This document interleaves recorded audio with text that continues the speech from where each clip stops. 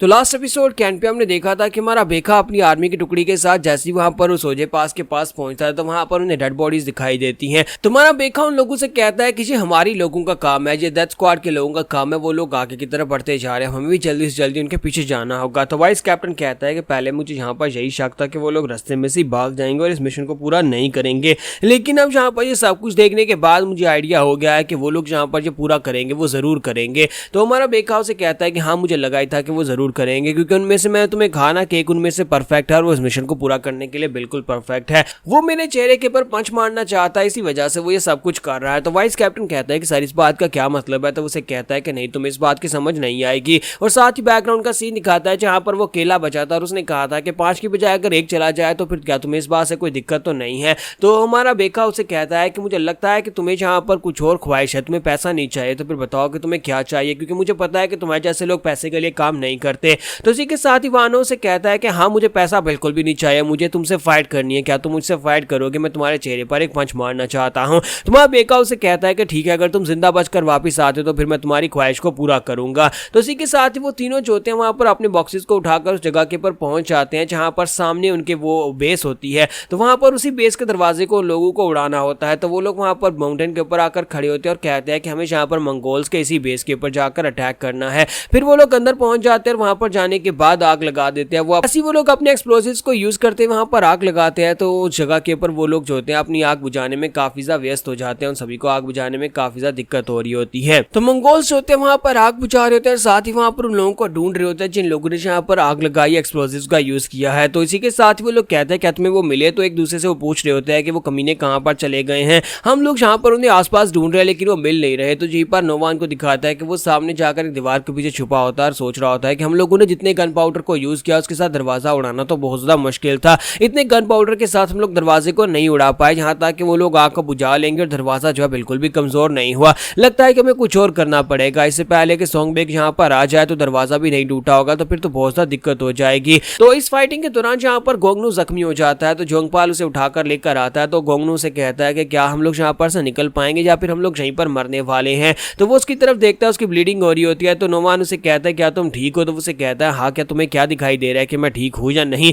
क्या तुम्हें दिखाई दे रहा है। तुम्हारा नोमान उसे कहता है कि हाँ मुझे लगता है कि तुम्हारी लाइफ काफी ज्यादा टफर है और तुम यहाँ पर इतनी आसानी के साथ तो बिल्कुल भी नहीं मरने वाले। जबकि नोमान उसे कहता है कि मैंने सुना है कि मार्शल आर्टिस्ट जो होते हैं वो यहाँ पर उड़ सकते हैं, तो क्या तुम यहाँ पर जोंगपाल को अपने साथ लेकर यहाँ पर से उड़कर बाहर जा सकते हो। मैं चाहता हूँ कि इसे अपने साथ लो, यहाँ पर से उड़ते हुए दीवार के ऊपर चले जाओ और वहां पर से बाहर चले जाओ, जबकि मैं यहाँ पर इन सभी सोल्जर्स का ध्यान भटकाऊंगा क्योंकि मैं तो वैसे भी यहाँ पर मरने वाला हूँ। तो नोमान उसे कहता है कि ये अचानक से तुम्हारे अंदर अच्छाई का भूत कहाँ से आ गया, तुम तो एक बहुत ही कमीने और क्रिमिनल इंसान हो, फिर तुम यहाँ पर जोंगपाल को बचाने के लिए क्यों कर रहे हो। तो वो उसे कहता है कि मैं यहाँ पर इसलिए कर रहा हूँ क्योंकि मैं तो वैसे भी यहाँ पर मरने वाला हूँ और जोंगपाल को देखो ये इतना बुरा आदमी नहीं है, अगर किसी और जगह के ऊपर होते तो मैं इसको जरूर मार डालता, लेकिन फिलहाल के लिए मुझे लगता है कि इसको बचाना जरूरी है। फिर साथ ही उसे कहता है कि मैं चाहता हूँ कि तुम इस जोंगपाल को अपने साथ लेकर जाओ और मैं यहाँ पर रुकता हूँ। और इसी के साथ ही वो आगे बढ़ने लगता है और कहता है कि मुझे छोड़ो, मैं जाता हूँ वहाँ पर सामने जाकर सभी सोल्जर्स का ध्यान अपनी तरफ हटाता हूँ ताकि वो लोग मेरी तरफ देखें। जब वो इतना कहता है तो नोमान उसे कहता है कि नहीं, मुझे लगता है कि तुम्हारी हालत वाकई में बहुत ज्यादा खराब है। गोंगनू से कहता है कि इसी वजह से तो मैं ये कह रहा हूँ कि मैं यहाँ पर सभी का ध्यान भटकाता हूँ क्योंकि मैं तो वैसे भी यहाँ पर मरने वाला हूँ और अगर तुम मुझे भी अपने साथ लेकर यहाँ से निकलने की कोशिश करोगे तो मैं भी तुम सभी लोगों को मरवा दूंगा। और मुझे मार्शल आर्टिस्ट बिल्कुल भी पसंद नहीं है, लेकिन मुझे लगता है कि तुम मुझसे काफी ज्यादा बेहतर हो। तुमसे पहले भी मैं एक मार्शल मास्टर से मिल चुका हूँ। मार्शल आर्टिस्ट जो होते हैं वो हमेशा यहाँ पर राइटियसनेस की बात करते हैं, लेकिन असल में वो कमीने होते हैं, अपनी पावर्स का गलत इस्तेमाल करते हैं। क्या तुम्हें पता है कि मैंने किसका मर्डर किया था जिसकी वजह से मैं जेल में था। मैंने एक मार्शल आर्टिस्ट मास्टर को ही मारा था। एक मार्शल आर्टिस्ट जो था वो कमीना मेरे साथ झूठ बोल रहा था और उसने मेरे साथ कुछ गलत किया जिसकी वजह से मैंने उसको मार डाला। लेकिन अब मुझे यहाँ पर काफी ज्यादा अलग फील हो रहा है। मुझे लगता है कि मार्शल मास्टर्स जो होते हैं वो इतने बुरे नहीं होते और मुझे भी लगता है कि अब मुझे भी मार्शल आर्ट सीखनी चाहिए। मैं भी मार्शल आर्ट सीखने के बारे में सोच रहा हूँ। तो नोमान उसे कहता है कि क्या तुम वाकई मार्शल आर्ट सीखना चाहते हो। अगर तुम सीखना चाहते हो तो फिर तुम्हें मुझे फॉलो करना होगा, लेकिन एक बात है कि तुम्हें यहाँ पर चुपचाप मुझे फॉलो करना होगा। मेरे काम में टांग मत अड़ाना और ना ही मुझसे ज्यादा बात करना। और देखना एक दिन जब तुम मार्शल आर्ट सीख जाओगे मैं तुम्हें यहाँ पर मार्शल अलायंस के उन सभी सोल्जर से भी ज्यादा स्ट्रॉन्गर बना दूंगा। उस बंदे को जिसको तुमने मारा था मैं उससे भी ज्यादा तुम्हें स्ट्रॉन्गर बना दूंगा। तो क्या तुम सीखना चाहते हो। तो वो कहता है हाँ हाँ क्यों नहीं। मैं जहाँ पर अगर जिंदा बच जाता हूँ तो जवाब भी कहोगे मैं तुम्हारे पीछे पीछे आने को तैयार हूँ, चुपचाप यहाँ पर तुम्हारे पास से सीखने को तैयार हूँ। तो नोमान उसे कहता है कि चलो फिर ठीक है, अगर ऐसी बात है तो फिर मुझे भी यहाँ पर इस बात का कोई पछतावा नहीं है और मुझे लगता है कि तुम्हें भी इस बात का पछतावा नहीं होना चाहिए। तो नोमान इसी के साथ ही अपने कपड़े उतार देता है। तो हमारा जोंगपाल उसे कहता है ये तुम क्या कर रहे हो, तुम अपने कपड़े क्यों उतार रहे हो, ऐसा तो यहाँ पर उन सभी को पता चल जाएगा कि तुम ही बाहर वाले और तुम्ही ने आकर ये सब कुछ किया है। तो उसे कहता है कि अगर यहाँ पर मुझे उन सभी के सामने जाना है टाइम स्टॉल करने के लिए तो फिर मुझे यहाँ पर ऐसे करना पड़ेगा। तो इसी के साथ ही उनसे कहता है कि हमारी मेन फोर्सेस जल्दी यहाँ पर आती होंगी। वो जोंगपाल से कहता है कि इसे अपने साथ लो और किस जगह के ऊपर छुप जाओ, जब तक यहाँ पर बेखा अपनी मेन फोर्स को लेकर नहीं पहुंचता तब तक तुम लोगों को छुप कर रहना होगा, तब तक मैं यहाँ पर सभी लोगों को व्यस्त रखूंगा और साथ ही उस दरवाजे को तोड़ने की कोशिश करूंगा। और साथ ही वो उनसे कहता है कि तुम लोग यहाँ पर जानना चाहते हो ना कि मार्शल आर्टिस्ट क्या कर सकते हैं, तो अब मैं तुम्हें दिखाता हूँ कि मार्शल आर्टिस्ट की असली पावर क्या होती है और मार्शल आर्टिस्ट क्या कर सकते हैं। और साथ ही वो जाने से पहले उसे कहता है कि शिंक्यू कभी भी अपने ब्रदर्स को अबैंडन नहीं करते, शिंक्यू हमेशा अपने ब्रदर्स के लिए वापस आते हैं। और वो वहां पर से आगे बढ़ जाता है। तो जब वहां पर से आगे बढ़ जाता है तो उसके चले जाने के बाद हमारा जो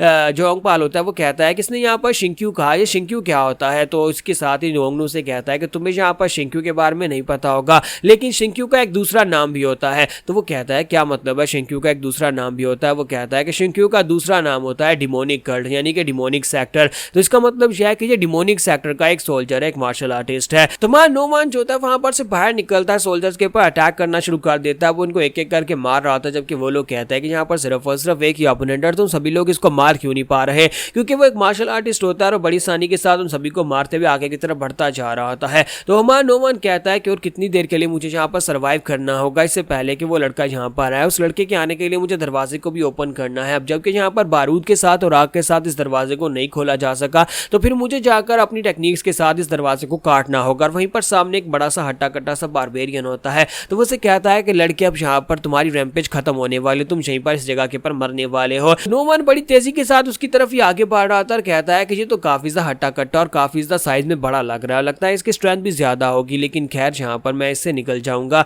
और मां नोमान जो होता है वहीं पर से ऊपर की तरफ बैक फ्लिप लगाता है और उसके अटैक को अवॉइड कर लेता है, जंप करते हुए ऊपर चढ़ जाता है। वो दीवार के ऊपर चढ़ जाता है और दरवाजे की तरफ आगे बढ़ता है। तो वो लोग कहते हैं क्या ये करना क्या चाहता है, ये लोग यहाँ से भागकर जा सकता है, जिस तरह से ये उड़ सकता है, ये एक मार्शल आर्टिस्ट लगता है, तो फिर ये भागकर जा क्यों नहीं रहा, ये यहाँ पर बार बार हमारे लोगों के ऊपर अटैक क्यों किया जा रहा है। तो वो छत के ऊपर यानी दीवार के ऊपर जाने के बाद वहां पर कुछ लोगों को मार देता है, फिर साथ ही वो आगे की तरफ बढ़ना स्टार्ट करता है। तो नोमान कहता है कि मेरे पास बहुत ही कम एनर्जी बची है और मुझे लगता है कि मुझे यहाँ पर अपनी बची कुछ एनर्जी के साथ ही ये सब कुछ करना होगा, हमारी मेन फोर्सेस जल्दी यहाँ पर आने वाली है, लड़के मुझे धोखा मत देना, अब जल्दी से यहाँ पर आ जाना। तो वो हट्टा कट्टा सोल्जर जो नीचे खड़ा होता है वो मंगोलियन कहता है कि ये यहाँ से भाग क्यों नहीं रहा, अगर से भागना होता तो ये यहाँ से भागकर जा सकता है, फिर ये यहाँ पर क्या कर रहा है, मुझे लगता है ये टाइम स्टॉल करने की कोशिश कर रहा है, लगता है कि इसके पीछे यहाँ पर कोई फोर्सेस आ रही हैं और इनके लिए ये हमारे दरवाजे को ओपन करने की कोशिश करेगा। और वह दरवाजे की तरफ आगे बढ़ रहा था तो उसी के साथ ही वो मंगोलियन जो था अपने लोगों से कहता है कि जल्दी से मेरे लिए बो एरो लेकर आओ, हमें इस बंदे को मारना होगा वरना ये हमारे दरवाजे को तोड़ देगा। यहाँ पर हमारी एपिसोड 31 का एंड होगा। नेक्स्ट एपिसोड में देखेंगे क्या नोमान यहाँ पर दरवाजे को ओपन कर पाएगा और क्या बेखा टाइम रहते यहाँ पर पहुंचकर इन सभी को बचा पाएगा या नहीं।